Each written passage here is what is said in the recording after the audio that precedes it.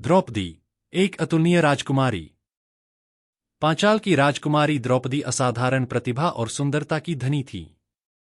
इतिहास, भूगोल, कला और युद्धकला में अपनी असाधारण कुशलता के लिए प्रसिद्ध वह एक अद्भुत शक्ति थीं। उनके पिता राजा द्रुपद के सामने एक कठिन कार्य था, एक ऐसी स्त्री के लिए उपयुक्त वर ढूंढना जो बुद्धि और योग्यता में अधिकांश पुरुषों से श्रेष्ठ हो।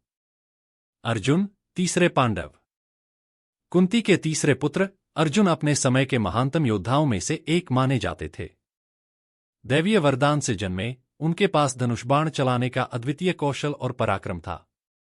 उनकी धनुर्विद्या इतनी असाधारण थी कि उनकी तुलना अक्सर देवताओं के दिव्य धनुर्धरों से की जाती थी।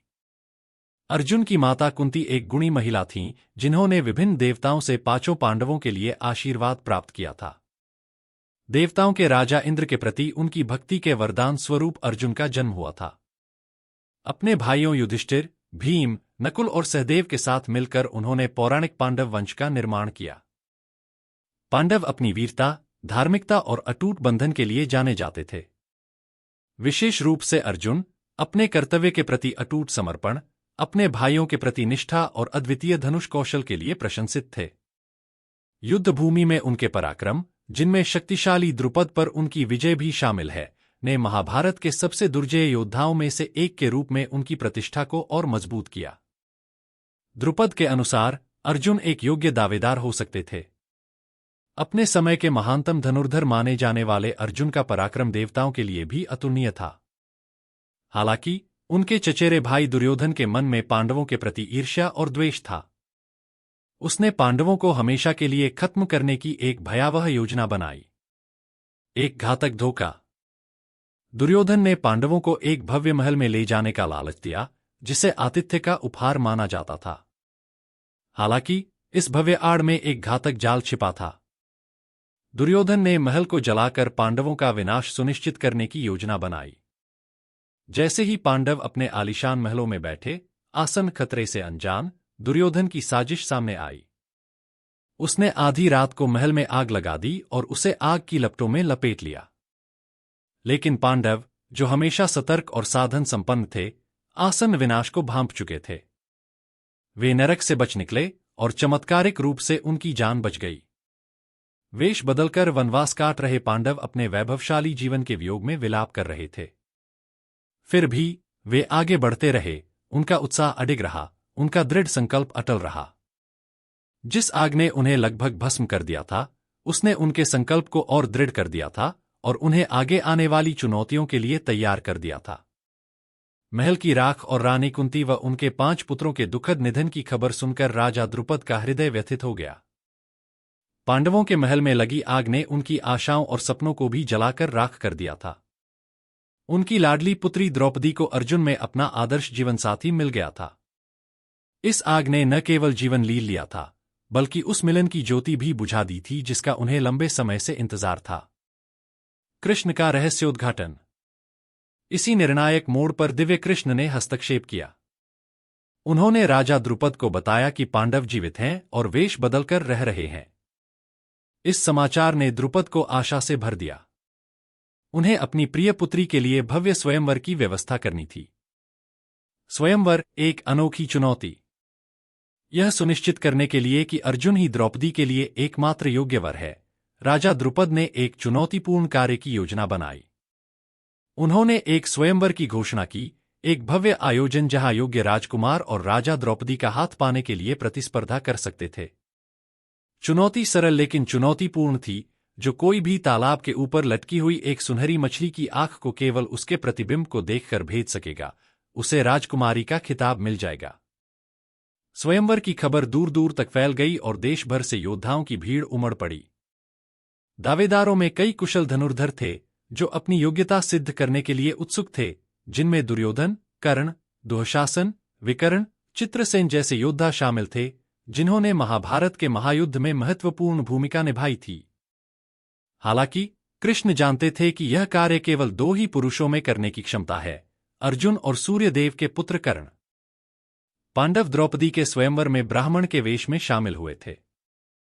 महाभारत के एक प्रमुख पात्र कर्ण का जन्म अविवाहित कुंती और सूर्यदेव के पुत्र के रूप में हुआ था, उनकी कहानी के बारे में अधिक जानकारी एक अलग पोस्ट में दी गई है। उनका पालन पोषण एक सारथी और उसकी पत्नी ने किया, जिसके कारण वे निम्न जाति के थे। अपने कुलीन जन्म और अंतर्निहित कौशल के बावजूद उनकी सामाजिक स्थिति ने कई सार्वजनिक और शाही आयोजनों में उनकी भागीदारी को सीमित कर दिया था। बहरहाल, एक योद्धा के रूप में कर्ण के असाधारण कौशल ने उन्हें युद्ध के मैदान में अपार सम्मान और भय दिलाया।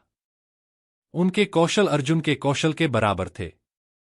कर्ण की दुर्जेय प्रतिभा और अर्जुन को प्रभावी ढंग से चुनौती देने की अद्वितीय क्षमता को पहचानते हुए दुर्योधन ने कर्ण को अंग देश का राजा बनाकर सम्मानित किया, जो एक बंजर भूमि थी, जिससे कर्ण की निष्ठा मजबूत हुई और यह सुनिश्चित हुआ कि उसकी असाधारण युद्ध क्षमताओं का उपयोग अर्जुन के विरुद्ध किया जा सके। कृष्ण की योजना।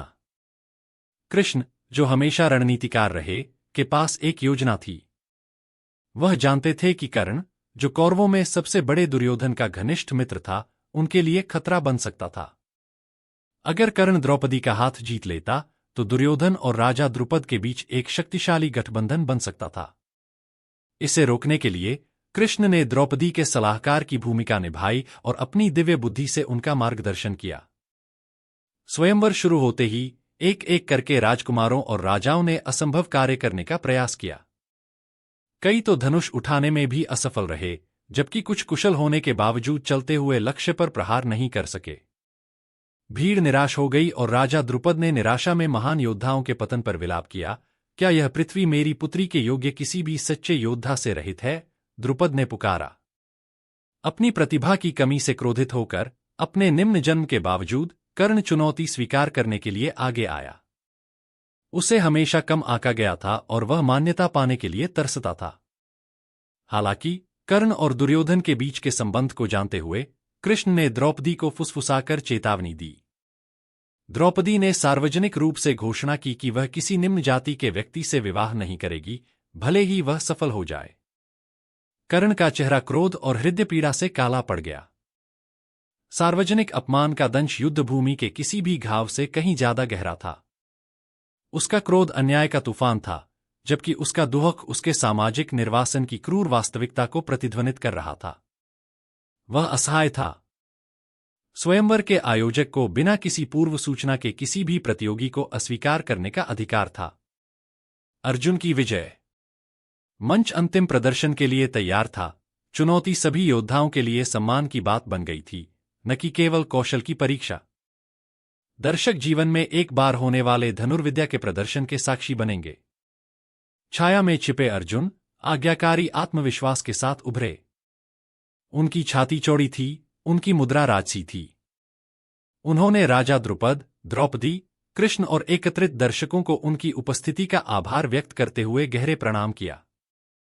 द्रुपद के एक ही सम्मानजनक इशारे पर अर्जुन ने अपना रुख अपनाया। एक ही पल में उन्होंने अपना बाण छोड़ दिया। किसी को पता नहीं चला कि कब निशाना साधा गया, कब तीर खींचा गया, कब तीर छोड़ा गया और कब निशाना लगा। दर्शक केवल एक तेज फुसफुसाहट और एक चमक सुन सकते थे, और मछली तीर के साथ गायब हो गई।